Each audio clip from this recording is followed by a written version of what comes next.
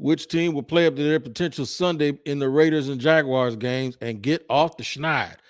Your boy Q and I will talk about it here in just a second on a crossover edition of Locked On Jaguars and Locked On Raiders.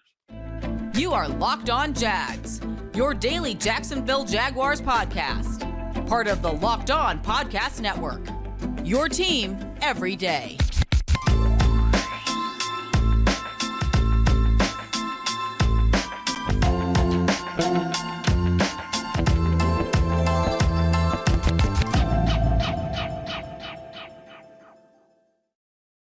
All right, thank you for joining us for yet another crossover edition of Locked On Jaguars and Locked On Raiders. And we have to let you know that today's episode of both shows is presented by PrizePicks. PrizePicks is daily fantasy made easy. Pick 2 to 5 players, and if they score more or less than their PrizePicks projection, you can win up to 10 times your money on your entry. First-time users can receive a 100% instant deposit match of up to $100 with the promo code Locked On. That's PrizePicks.com. Promo code Locked On. We thank you for making us your first listen. And I got my boy Q. His name is your boy Q, my man from Locked On Raiders, joining us. We're joining each other today as the Raiders come to town to play the Jacksonville Jaguars. Q, what is going on, bro?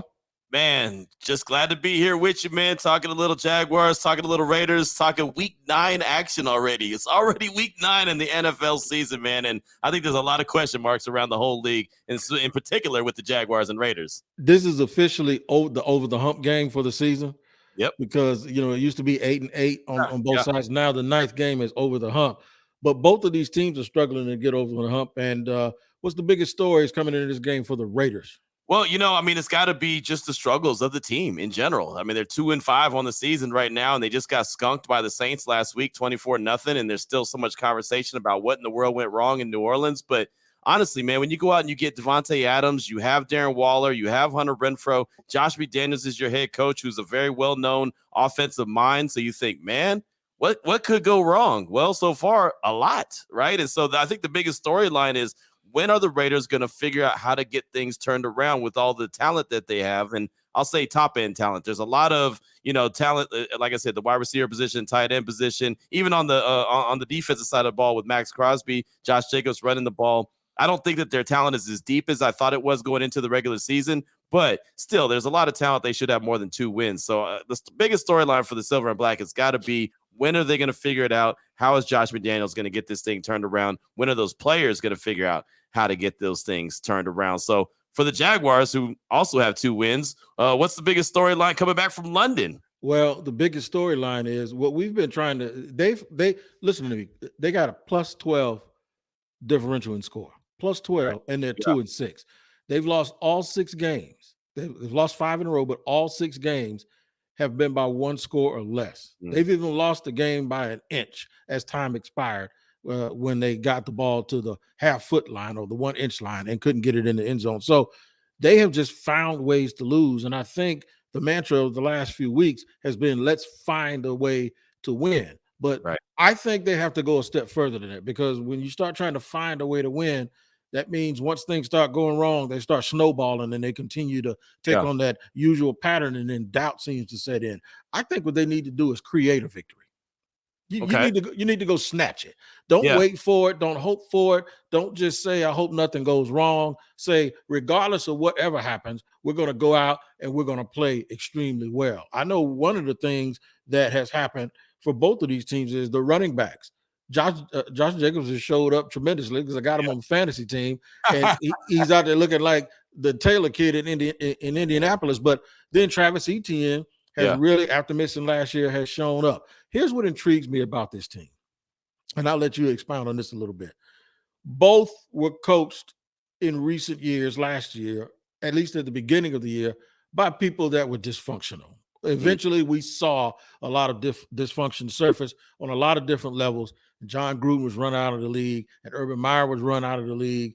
And you expected, what we expected was, okay, now that King Joffrey and that other dude, Ramsey Bolton, are out, what's going to happen? It's a Game of Thrones reference, but what's going to happen is they're going to get these offensive geniuses, these guys that have experience winning championships, and it's going to be smooth sailing. Well, newsflash, that ain't happened for either one of these teams, and their record is still exactly like it was, and maybe not so much for you, it's worse, but our record is still just like it was last year, and even though they've improved, they haven't improved in the win and loss column.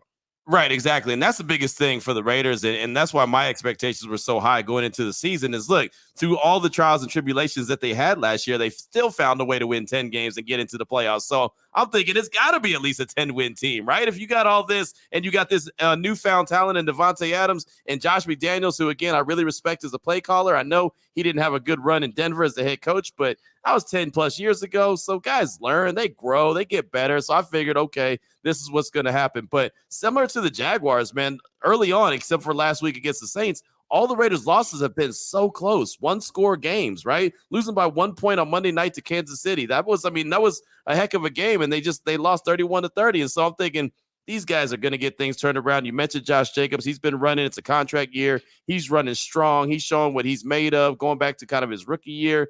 And it just has not turned into wins consistently. They've picked up a win here. They'd lost a game. Picked up a win here. Lost a game. No back-to-back wins yet this season. And when they thought that they can get on a roll with teams that look like, and I say this respectfully in air quotes, easier than the early part of the schedule, they haven't been able to do it. Not that they were going to, okay, they beat the Texans. Then they go to New Orleans. They've been struggling. They're giving up 29 points a game. They're turning the ball over like crazy. Okay, go get that victory. All right. Then you got Jacksonville, who, as you know, only has a couple wins on the season. So maybe you get on a roll, feel good about yourself. Then the Colts, they done benched their quarterback. They got another, so it's like everything was kind of setting up for them to be in position to be successful, and they just weren't able to do it. And so that goes back to, the biggest question and storyline.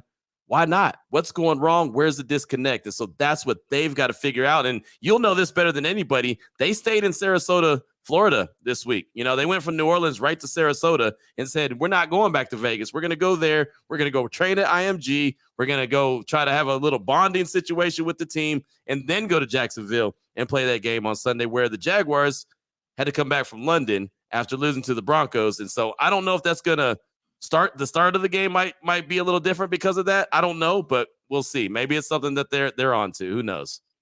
No doubt about it, man. And we're going to talk about some of the key matchups to watch in this game. I got a feeling these things are going to line up a little bit. And what they're going to do is your key matchup and my key matchup are going to be really on board with each other. I'm just guessing that that's what's going to happen.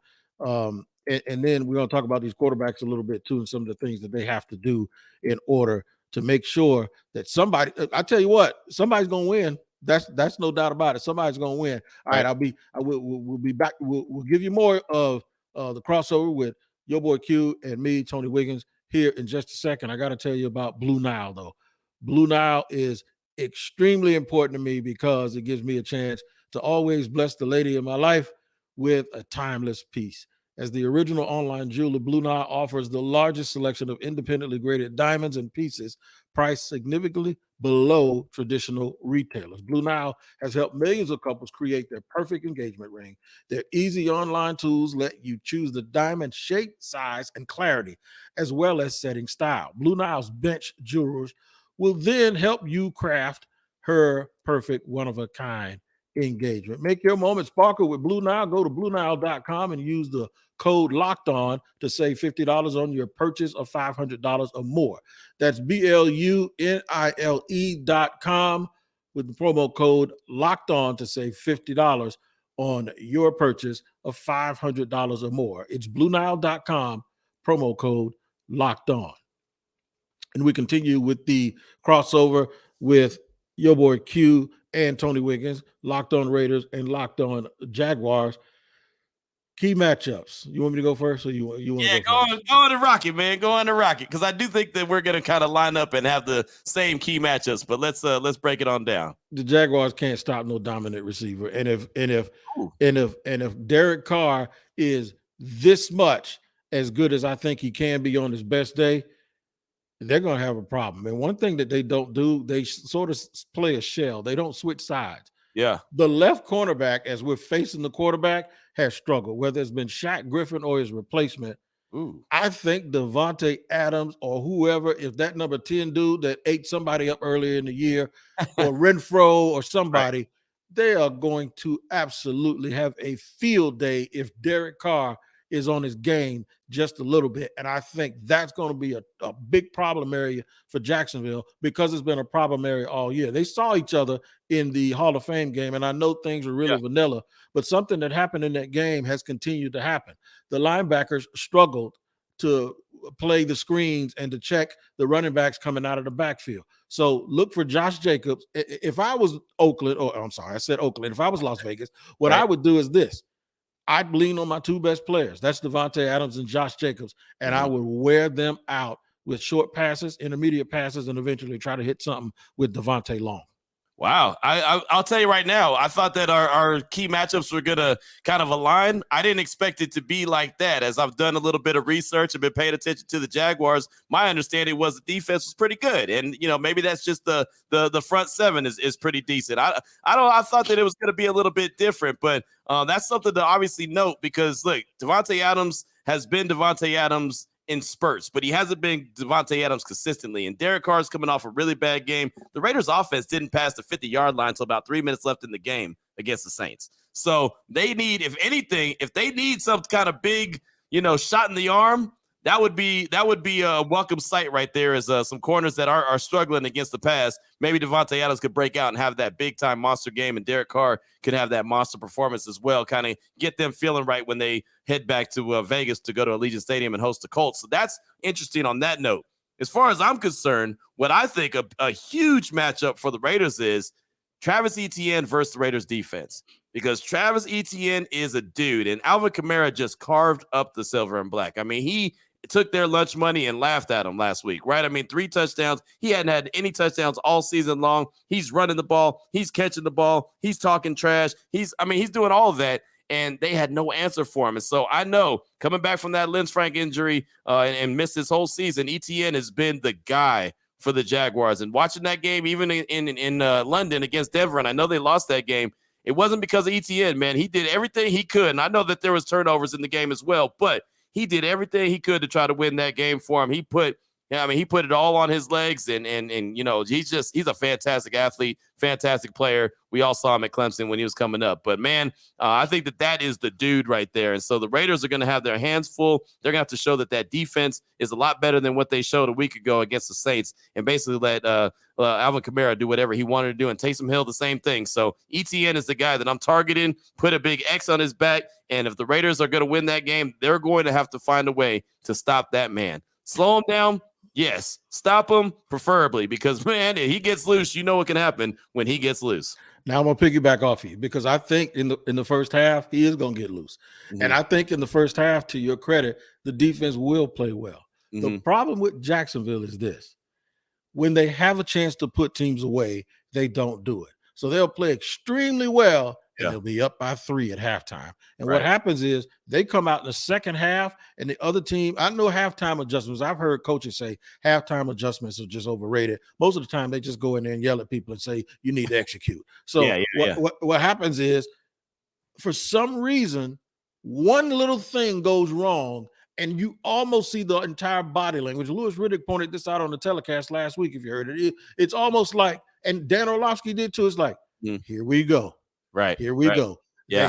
They have to get them, shake it off. It's almost like when Mickey used to take that stuff and put it on Rocky's face, like, Rock, what are you doing? You want the game to stop and Doug Peterson to just go over and shake the hell out of him and be like, shake it off.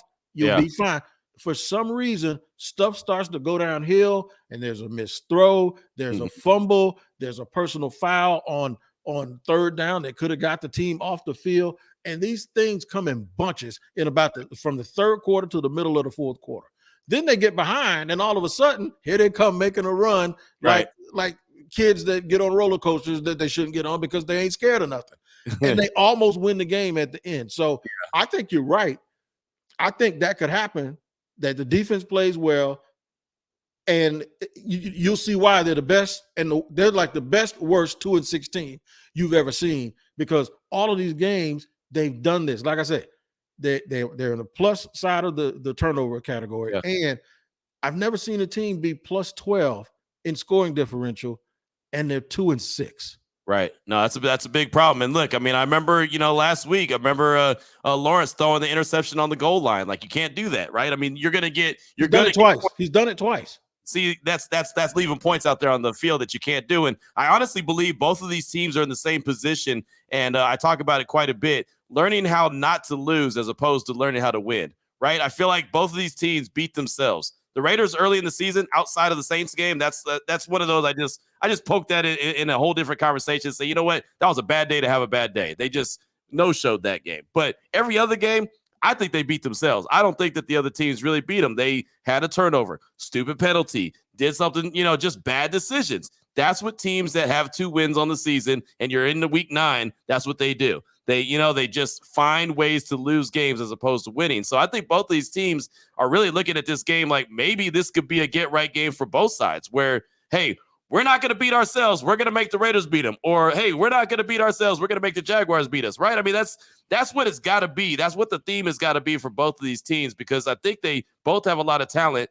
They have really good head coaches, in my opinion. I know Doug Peterson has actually won a Super Bowl as a head coach. Josh McDaniels has only won it as offensive coordinator, but I still think that he's going to be really good. They just haven't gotten out of their own way yet. So it should be interesting. But, yeah, my big matchup, I think that Josh Jacobs, of course, is going to continue to try to run the rock the way he's been doing. He's been doing it, as you very well know, all season long whenever he gets a chance. Even last week, he only carried the ball 10 times, but he went for 43 yards. So he's still averaging 4.3 a carry, right? I mean, he's doing really well. But the Raiders defense is going to have to step up, man, and find a way to stop ETN. If they do that, and maybe Lawrence will help them out with a couple turnovers or maybe a fumble like you mentioned, they can get on a roll. They don't really create a bunch of turnovers. That's the other thing. They don't. So, it's one of those things. They got to figure it out, and we'll see what happens on Sunday there in Jacksonville.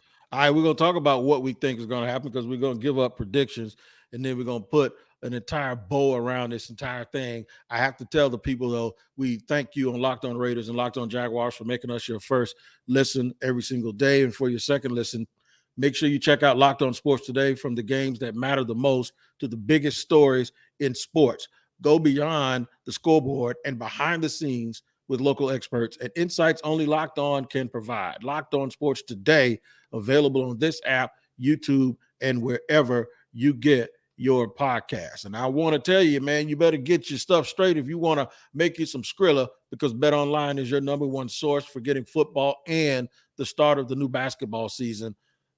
You got to go get your information and you got to do your research before you lay down your wagers. And BetOnline is your number one source to do that. You can find all the latest player developments, team matchups, news, podcasts, and in-depth analysis on every single game. As always, they remain your continued source for all your sports wagering information at BetOnline, with live betting and up-to-the-minute scores for every sport out there. It's the fastest and easiest way to check in on all your favorite games and events, including Major League Baseball.